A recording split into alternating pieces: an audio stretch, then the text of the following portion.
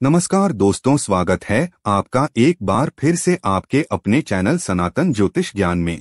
ओम नमो भगवते वासुदेवाय नमः। जय माता रानी। दोस्तों, आपके अपने चैनल ज्योतिष ग्रंथ गंगा में आपका बहुत बहुत स्वागत है। माँ भगवती दुर्गा की कृपा आप और आपके पूरे परिवार पर सदा सर्वदा बनी रहे। दोस्तों, आज के वीडियो एक बहुत ही रिक्वेस्टेड वीडियो है, क्योंकि बहुत समय से आप लोगों के प्रश्न आ रहे हैं कि मुख्य द्वार पर जल छिड़कने का सही समय क्या होता है और सही विधि क्या होती है कि समय हमें जल छिड़कना चाहिए मुख्य द्वार पर। क्या मुख्य द्वार पर जल छिड़कने के लिए स्नान करना आवश्यक है या बिना स्नान किए भी मुख्य द्वार पर जल का छिड़काव किया जा सकता है? झाड़ू लगाने से पहले या फिर झाड़ू लगाने के बाद जल छिड़कना चाहिए? और एक और प्रश्न आया है कि क्या पीरियड्स में हम अपने घर के मुख्य द्वार पर जल का छिड़काव कर सकते हैं या मुख्य द्वार पर दीपदान कर सकते हैं? और जल से ही जुड़ा हुआ एक और प्रश्न है आपका कि मंदिर में जो प्रतिदिन हम 1 लोटा जल रखते हैं, उस जल का हमें क्या करना चाहिए, किस प्रकार प्रयोग करना चाहिए? क्या हम उसे खाने में प्रयोग कर सकते हैं या फिर हम किसी पौधे में डाल सकते हैं? उस जल का उपयोग किस प्रकार से होना चाहिए? और मुख्य द्वार पर जल छिड़कने से संबंधित आपका अगला प्रश्न है कि कई ऐसे लोग हैं जो कि फ्लैट में रहते हैं, कुछ ऐसे लोग हैं जो कि किराए के मकान में रहते हैं, एक ही कमरे में रहते हैं, तो उन्हें अपने घर पर मुख्य द्वार पर दीपदान किस प्रकार से करना चाहिए? जल कहाँ छिड़कना चाहिए, मतलब वो किस जगह को मुख्य द्वार मानकर वहां पर मुख्य द्वार से जुड़े हुए उपाय करें? तो आज की वीडियो पूरी तरह से आपके प्रश्नों पर ही आधारित है, इसलिए बहुत महत्वपूर्ण है। पूरा जरूर देखिए और अगर आपको आज की वीडियो अच्छी लगे तो इसे लाइक भी जरूर कीजिए, क्योंकि आपके लाइक, आपके कमेंट्स ही मेरे लिए एकमात्र जरिया हैं जिनसे मुझे पता चलता है कि आपको यह वीडियो अच्छी लगती है और आपके लिए यह वीडियो उपयोगी है। तो अगर वीडियो अच्छी लगती है लाइक तो जरूर ही किया करे। इसके साथ ही कमेंट बॉक्स में माता रानी के नाम का जयकारा भी जरूर लगाएं। इससे आपको सकारात्मक ऊर्जा की प्राप्ति होती है। और अगर आपका कोई भी सुझाव हो, कोई भी प्रश्न हो या फिर कोई भी विशेष वीडियो देखना चाहते हैं तो उसके लिए भी कमेंट बॉक्स में जरूर लिखें। चैनल पर पहली बार आए हैं, अगर अभी तक आपने चैनल को सब्सक्राइब नहीं किया है तो आज के वीडियो अगर आपको अच्छी लगे तो चैनल को सब्सक्राइब जरूर कर लीजिए और बेल बटन कर लीजिए। तो इससे ये होगा कि इस चैनल पर जो भी नई वीडियो अपलोड होंगी उनकी नोटिफिकेशन आपको सही समय पर प्राप्त होगी। और अब जानते हैं कि मुख्य द्वार पर जल छिड़कने का सही समय क्या होता है और सही विधि क्या होती है। तो देखिए, अगर आप मुख्य द्वार पर जल छिड़कते हैं तो आपको ध्यान रखना है कि जल आप एक दिन पहले ही, मतलब रात को सोने से पहले, एक पात्र में, कोई भी आप पात्र ले सकते हैं, जैसे कि आप एक तांबे का भी पात्र ले सकते हैं। तांबे का ना हो तो आप पीतल का ले सकते हैं, स्टील का ले सकते हैं, चांदी का ले सकते हैं। जो भी पात्र आपके पास उपलब्ध हो, एक लोटे में थोड़ा सा गंगाजल डाल दीजिए और उसके ऊपर शुद्ध जल भर दीजिए। और हाँ, गंगाजल ना हो तो भी परेशान होने की आवश्यकता नहीं है, सिर्फ शुद्ध जल से भी आप पत्र को भर सकते हैं। और उस जल से भरे पात्र को अपने घर की रसोई में रख दीजिए। अब जैसे कि आप अगले दिन सुबह उठकर इस जल का छिड़काव अपने घर के मुख्य द्वार पर करेंगे। अब बहुत से भक्तों के प्रश्न आए हैं कि क्या हम स्नान से पहले ये जल छिड़क सकते हैं या फिर स्नान करना आवश्यक है? देखिए, मुख्य द्वार पर जो सुबह सवेरे सबसे पहले जल छिड़का जाता है, जैसे कि जो रसोई में रखा हुआ जल होता है, ये एक तरीके से उपाय के तौर पर किया जाता है। घर में किसी भी प्रकार की परेशानी हो, किसी भी प्रकार के दुख दर्द रहता हो, गरीबी हो या फिर कलह क्लेश बहुत अधिक रहता है, मतलब किसी भी प्रकार की नकारात्मक ऊर्जा से आप परेशान हैं, बहुत समय से परेशानियों में ही घिरे हुए हैं, तो ऐसे में घर की रसोई में जल रखा जाता है और यही जल घर के मुख्य द्वार पर सुबह उठकर छिड़का जाता है। इस जल के छिड़काव से आपके घर की कोई भी परेशानी हो बहुत शीघ्र समाप्त हो जाती है।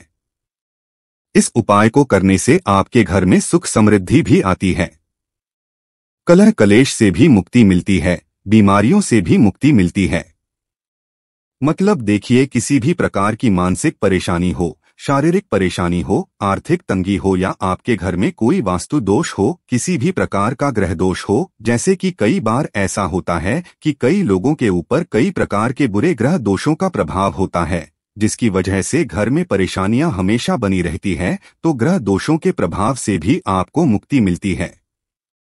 वास्तु दोष और पितृ दोष भी समाप्त होता है। इसके साथ ही जैसे कि बहुत से लोगों के प्रश्न होते हैं कि उनके ऊपर किसी ने कुछ कर करा दिया है, उनके परिवार में किसी भी प्रकार की पहले कोई परेशानी नहीं थी, लेकिन अभी कुछ समय से परेशानियां लगातार आती ही जा रही है और कोई रास्ता नहीं मिल रहा है। परेशानी से निकलने का तो किसी के भी किए कराए तंत्र मंत्र का प्रभाव हो, किसी की बुरी नजर का प्रभाव हो, तो भी आपके इस उपाय से मतलब इस एक लोटे जल से आपकी परेशानी स्वतः ही कुछ दिनों में समाप्त हो जाती है। तो यह घर की सभी परेशानियों से मुक्ति पाने का रामबाण और सबसे सरल, सबसे आसान उपाय होता है, जो हमारे शास्त्रों में वर्णित है। तो आप अपने घर की रसोई में एक लोटा जल रखें, रात में भरकर और प्रातःकाल जल्दी उठकर उसी जल से अपने घर के मुख्य द्वार पर छिड़काव कीजिए। अब जैसे कि बहुत से लोगों के प्रश्न आते हैं कि यह जल हमें किस समय अपने घर के मुख्य द्वार पर छिड़कना चाहिए, तो देखिए, सुबह सूर्योदय होने से पहले इस जल का छिड़काव आपके घर के मुख्य द्वार पर हो जाना चाहिए। आप चाहे इसके बाद आप शुद्ध जल से मतलब किसी भी दूसरे जल से अपने घर के मुख्य द्वार को धोते हैं तो बाद में भी धो सकते हैं, कोई समस्या नहीं है। लेकिन इस जल का छिड़काव घर के मुख्य द्वार पर सूर्योदय होने से पहले हो जाना चाहिए। और अब जैसे आपका अगला प्रश्न है कि क्या हमें स्नान करके इस जल का छिड़काव अपने घर के मुख्य द्वार पर करना चाहिए या फिर बिना स्नान किए भी कर सकते हैं? देखिए, ये जो हम जल छिड़कते हैं मतलब ये एक उपाय होता है, तो इसे हम स्नान करने के बाद नहीं करते हैं। सुबह जल्दी उठते हैं और उठकर सबसे पहले घर की रसोई में जाएंगे। उसके बाद उस जल को लेकर आप घर के मुख्य द्वार पर जाएंगे। मुख्य द्वार खोलकर मतलब मेन गेट खोल दीजिए और उसके बाद मुख्य द्वार पर इसी जल का छींटा दीजिए, छिड़काव कर दीजिए और जल का छिड़काव करते समय अपने पितरों का ध्यान कीजिए। माँ लक्ष्मी का ध्यान कीजिए, क्योंकि कहा जाता है कि सुबह सुबह माँ लक्ष्मी प्रत्येक द्वार पर आती है, सबके द्वार पर आती है। जिनके भी द्वार खुले होते हैं, जिनके घर में जल का छिड़काव मुख्य द्वार पर हुआ रहता है, उसके घर में वह प्रवेश कर जाती है। तो माँ लक्ष्मी का अपने मन में ध्यान कीजिए और एक तरह से प्रार्थना कीजिए कि हे माँ लक्ष्मी, आप मेरे घर में प्रवेश करें, मैं आपका स्वागत करने के लिए तैयार हूं। और इसके बाद अपने पितरों का ध्यान कीजिए, क्योंकि हमारे घर की जो दहलीज होती है वहीं पर पितरों का वास माना जाता है। तो जब आप दहलीज पर जल के छींटे देते हैं तो आपके पितर बहुत हो जाते हैं, प्रसन्न हो जाते हैं और उनका आशीर्वाद भी आपको प्राप्त होता है। तो सुबह जो आप जल छिड़कें, इसके लिए स्नान करने की आवश्यकता नहीं है, बिना स्नान किए भी कर सकते हैं। और अब आपका अगला प्रश्न है कि क्या झाड़ू लगाने के बाद हमें जल का छिड़काव करना चाहिए या फिर झाड़ू लगाने से पहले भी जल का छिड़काव कर सकते हैं? तो देखिए, जैसे मैंने आपको पहले ही बताया, सोकर उठने के बाद सबसे पहला कार्य जो आपको करना है वो जल का छिड़काव ही करना है। उसके बाद आप झाड़ू लगा सकते हैं। लेकिन एक चीज का ध्यान रखिए, जब हम सोकर उठते हैं तो सबसे पहले बिस्तर पर बैठे हुए ही अपने दोनों हथेलियों को जोड़कर और दोनों हथेलियों को सामने से जोड़कर पूरी हथेली को देखा जाता है। उसमें माँ लक्ष्मी का ध्यान किया जाता है, उसके साथ ही पंच देवताओं का ध्यान किया जाता है। पंचदेवता कौन कौन से होते हैं? माँ दुर्गा, भगवान शिव, भगवान श्री हरि, विष्णु, गणपति, गजानन और भगवान सूर्य देवता। पंच देवताओं का ध्यान हम अपने हाथों में ही करते हैं, हथेलियों में ही करते हैं। करागरे वास्ते लक्ष्मी करमधे सरस्वती करमूले तू गोविंदा प्रभाते प्रदर्शन। हम इस मंत्र का उच्चारण आप चाहें तो कर सकते हैं, नहीं करते हैं तो भी कोई बात नहीं। अपने इष्ट देवता का और पंच देवताओं का ध्यान अपनी हथेलियों में कर लीजिए। उसके बाद दोनों हाथ जोड़कर सभी देवी देवताओं को प्रणाम किया जाता है और उसके बाद अपने हाथ से पृथ्वी का स्पर्श करते हैं, धरती को छूकर प्रणाम करते हैं। 2 बार या 3 बार और उसके बाद अपना दाहिना पाँव पृथ्वी पर रखते हैं, धरती पर रखते हैं। उसके बाद ही बाकी के जो सभी कार्य होंगे वो उसके बाद ही किए जाएंगे। जल का छिड़काव आप उसके बाद ही करेंगे। मतलब सुबह उठने के बाद सबसे पहले हथेलियों के दर्शन, फिर धरती को प्रणाम कीजिए, फिर धरती पर पैर रखिए और उसके बाद रसोई में जाकर आपको जल लेना है और घर का मुख्य द्वार खोलकर मुख्य द्वार पर जल का छिड़काव करना है। माँ लक्ष्मी का और अपने पितरों का ध्यान करना है। उसके बाद आप अपने घर में आ जाएंगे और उसके बाद जो भी आपके रूटीन वर्क होते हैं, मतलब झाड़ू लगाएंगे या फिर आप स्नान करेंगे, ये सभी कार्य उसके बाद किए जाएंगे। और अब जैसे कि कई लोगों के प्रश्न आते हैं कि जब हम जल का छिड़काव करते हैं क्या उसी समय हम घर के मुख्य द्वार पर झाड़ू लगाकर और पानी डालकर क्या हम मुख्य द्वार की अच्छे से सफाई कर सकते हैं? जी हाँ, बिल्कुल कर सकते हैं। पहले आप जो रसोई में रखा हुआ जल है उस जल का छिड़काव कर दीजिए। उसके बाद और भी पानी डालकर, मतलब अगर आपके पास जल और उपलब्ध है तो और जल लेकर और घर के मुख्य द्वार की अच्छी तरह से झाड़ू से या कैसे भी सफाई कर सकते हैं। और कई लोगों के प्रश्न आए हैं कि हम किसी फ्लैट में रहते हैं या फिर किसी ऐसे कमरे में रहते हैं किराए के कमरे में कि हमारे पास एक ही कमरा है, तो हम जल का छिड़काव या फिर दीपदान कहाँ पर करें? किसी हम अपना मुख्य द्वार माने देखिए जो आपका अपना कमरा है या फिर जो फ्लैट है आपका जहाँ पर आपका नेम प्लेट लगा हुआ है, आप उसी स्थान पर दीपदान करेंगे और उसी स्थान पर आपको जल का छिड़काव करना है। मतलब जहां पर आपका अगर एक ही कमरे का मकान है तो आपके कमरे का जो दरवाजा है वहीं पर आपको थोड़ा सा जल छिड़कना है और वहीं पर आप दीपदान भी करेंगे। जो कि मुख्य द्वार से जुड़े हुए उपाय होते हैं वो आप अपने घर के, मतलब जो अपना कमरा है उसके बिल्कुल दरवाजे के पास ही करेंगे। और आपका अगला प्रश्न है कि क्या पीरियड्स में हम अपने घर के मुख्य द्वार पर जल का छिड़काव कर सकते हैं, दीपदान कर सकते हैं? देखिए, जल का छिड़काव करने के लिए पीरियड्स हो या ना हो उसे कोई फर्क नहीं पड़ता, आप जल का छिड़काव कर सकते हैं। रही बात दीपदान की, तो दीपदान देखिए कार्मिक पूजा में आ जाता है और कार्मिक पूजा हम बिना शुद्ध हुए नहीं कर सकते हैं। मतलब पीरियड समाप्त होने के बाद ही आप कर सकते हैं।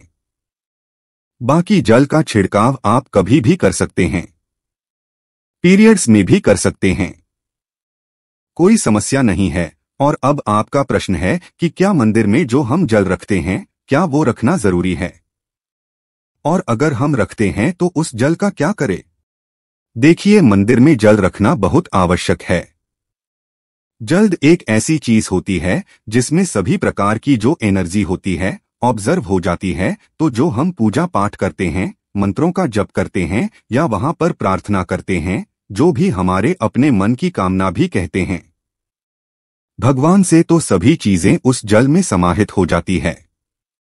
इसलिए पूजा करने से पहले घर के मंदिर में एक लोटा जल रखा जाता है और उसके बाद दीपदान, मतलब एक दीपक प्रज्वलित कर दिया जाता है। यह अग्नि और जल का एक तरह से बैलेंस भी हो जाता है और इसलिए शास्त्रों के अनुसार घर के मंदिर में एक लोटा जल भी हमेशा होना चाहिए और दीपक भी प्रज्वलित करना चाहिए। तो अब इस जल का करना क्या चाहिए? देखिए, जब हम जल रखते हैं सुबह की पूजा में रखते हैं, मतलब सुबह जो हम पूजा करते हैं प्रातःकालीन पूजा, उस समय जल रखा जाता है और वो जल हम अगले दिन उठाते हैं। मतलब जब आप अगले दिन पूजा करने जाते हैं स्नान इत्यादि करने के बाद, तो आप उस जल को उठाते हैं। सबसे पहले तो उस जल का प्रयोग सुन लीजिए। आप अपने घर के सारे कमरों में, मतलब पूरे घर में उस जल का छिड़काव करते हैं, तो इससे आपके घर का शुद्धिकरण हो जाता है क्योंकि वो बहुत ही पॉजिटिव एनर्जी से भरा हुआ जल होता है। उस जल का छिड़काव करने से किसी भी प्रकार की नकारात्मक ऊर्जा का प्रवेश आपके घर में नहीं होता। किसी भी प्रकार की परेशानी आपके घर में हो, अगर आप नियमित तौर पर उस जल का छिड़काव करें अपने घर में, तो निश्चित ही आप परेशानियों से मुक्ति पा जाते हैं कि ये कराएं, तंत्र मंत्र के प्रभाव से मुक्ति पा जाते हैं। दूसरा इसका उपाय आप कर सकते हैं, जैसे कि घर में कोई बीमार है तो आप इस जल को उस व्यक्ति को पीने के लिए दे सकते हैं, और ये जल इतना पावरफुल होता है कि इस जल को पीने से बड़ी बीमारियों से मतलब लंबी बीमारियों से भी धीरे धीरे राहत मिलने लग जाती है। कई बार होता है ना कि आप लोगों के प्रश्न आते हैं कि दवाई तो हम कर रहे हैं, लेकिन दवाई हमें लगती ही नहीं है, दवाई का कोई प्रभाव ही देखने को नहीं मिलता। तो ऐसे में अगर उस जल को पीने के लिए रोगी को दिया जाए तो बहुत अच्छी दवाइयां काम करने लग जाती है। और जैसे कि परिवार में अगर बहुत अधिक कलह क्लेश रहता है, हमेशा आपस में सामंजस्य बनता ही नहीं है, आपस में हर बात पर मतभेद होता है, तो परिवार के सभी सदस्य इस जल में से अगर थोड़ा थोड़ा पीते हैं तो धीरे धीरे विचारों में परिवर्तन आने लग जाता है, सकारात्मक विचार सभी के होने लग जाते हैं और आपस में समन्वय होने लग जाता है। पर से कलह क्लेश और मतभेद हमेशा के लिए समाप्त हो जाता है। और मंदिर में रखे हुए जल का अगला उपाय क्या है? देखिए, अगर आप कोई दुकान करते हैं, कोई व्यापारिक स्थल है आपका, तो प्रतिदिन इसी जल में से थोड़ा सा जल ले जाकर दुकान पर व्यापारिक स्थल पर छिड़काव कीजिए। इससे आपका दुकान आपका काम बहुत अच्छा चलता है, मतलब किसी भी प्रकार की परेशानी आपके व्यापारिक स्थल पर नहीं आती है, क्योंकि जैसा मैंने आपको बताया ये जो जल होता है बहुत पावरफुल होता है, बहुत पॉजिटिव होता है। तो इस जल का छिड़काव करने से बहुत सारी परेशानियां स्वतः ही समाप्त हो जाती है। जैसे अगर आपके दुकान पर किसी की नजर लगी है, बहुत से लोगों के प्रश्न आते हैं कि हमारे काम को किसी ने बांध दिया है, मतलब किसी की बुरी नजर ऐसी लग गई है कि पहले तो दुकान बहुत अच्छी चलती थी, अब नहीं चल रही है, तो आप इस उपाय को कर सकते हैं। निश्चित ही बहुत जल्द ही आपको परेशानियों से मुक्ति मिल जाती है और दिन दूनी रात चौगुनी आपके व्यापार में तरक्की होती है। और हाँ, मंदिर में रखे हुए जल को आप अपने घर की रसोई में खाना बनाने में पीने में भी प्रयोग कर सकते हैं, लेकिन खाना बनाने में प्रयोग तभी कीजिए जबकि आपके घर में बिल्कुल सात्विक भोजन बनता हो, मतलब लहसुन प्याज अगर आपके घर में बनता हो तो खाना बनाने में इस जल का प्रयोग नहीं किया जा सकता है। फिर आप इस जल को थोड़ा थोड़ा परिवार के सदस्य मिलकर ग्रहण कर सकते हैं और बचे हुए जल को आप अपने घर में पौधों में डाल सकते हैं। तो देखिए, ऐसा नहीं है कि मंदिर पर रखा हुआ जल बेकार होता है, किसी काम का नहीं होता है, बहुत सारे उपयोग इस जल के होते हैं। अगर हम सही तरीके से प्रयोग करें तो अपने जीवन की बहुत सारी परेशानियों का समाधान मात्र इस एक लौटे जल से हम कर सकते हैं। तो ध्यान रखिए कि मंत्रों से अभिमंत्रित जल बहुत महत्वपूर्ण होता है, बहुत शक्तिशाली होता है, और हमारे घर के मंदिर पर रखा हुआ जल देवताओं का आशीर्वाद होता है, क्योंकि पूरे समय वह देवताओं के पास होता है, देवी देवता वहां पर रहते हैं। तो उस जल में हर प्रकार की शक्ति समाहित होती है जो कि सकारात्मक शक्तियां होती है। और इस जल का प्रयोग अगर हम सही तरीके से करते हैं, मतलब उसको पीने में करते हैं, खाना बनाने में करते हैं, घर में जल का छिड़काव करने में करते हैं, तो इससे हमारी समस्याओं का समाधान होता है। और अगर कोई भी कार्य नियमित तौर पर मतलब प्रतिदिन किया जाता है तो उसका हमें लाभ प्राप्त होता है। कभी कभी करेंगे तो निश्चित ही आपको उतना लाभ दिखाई नहीं देगा, लेकिन अगर आप नियम बना लेंगे कि हर रोज उसी जल से घर में छिड़काव करना है, घर में प्रत्येक व्यक्ति को थोड़ा थोड़ा पीने के लिए देना है, बचे हुए जल को पौधों में डाल दीजिए, दुकान पर छिड़क दीजिए, अपने घर के व्यापारिक स्थल पर छिड़काव कीजिए, बच्चों की बुक शेल्फ में, अपने घर की तिजोरी में, हर जगह इस जल का छिड़काव कीजिए और नियमित तौर पर कीजिए। चमत्कार आपको निश्चित ही देखने को मिलेगा। इसी प्रकार से जो रसोई में रखा हुआ जल होता है उसका छिड़काव अपने घर के मुख्य द्वार पर कीजिए, तो इसका भी आपको लाभ बहुत ही शीघ्र दिखाई देगा, लेकिन इसे अपने रूटीन में शामिल करना होगा, प्रतिदिन नियम से यह कार्य करना होगा, तभी आपको लाभ देखने को मिलेंगे। और हाँ, कई लोगों के प्रश्न आते हैं कि मंदिर पर जो रखा हुआ जल होता है तो जब हम अगले दिन उठाते हैं तो उसमें कई बार कुछ चीजें पड़ जाती हैं, कोई कीड़े मकोड़े पड़ जाते हैं क्योंकि खुला होता है, तो क्या हम उसे ढक सकते हैं? जी हाँ, बिल्कुल ढक सकते हैं। जब आप पूजा करते हैं सुबह के समय, तो जब तक पूजा कर रहे हैं जब तक मंत्रोच्चारण कर रहे हैं तब तक जल खुला रखिए और उसके बाद जैसे कि आप पूजा पर से उठते हैं तो उससे पहले जल को किसी भी प्लेट से या कटोरी से ढक दीजिए। फिर जब आप अगले दिन उस जल को उठाएंगे तो बिल्कुल शुद्ध और साफ सुथरा जल आपको मिलेगा और उस जल का प्रयोग आप अपने किसी भी कार्य में कर सकते हैं। तो दोस्तों, ये है आज की वीडियो। उम्मीद करता हूँ आपके सभी प्रश्नों के उत्तर वीडियो में मिल गए होंगे। इसके अलावा भी अगर आपका कोई प्रश्न हो तो कमेंट बॉक्स में लिख सकते हैं।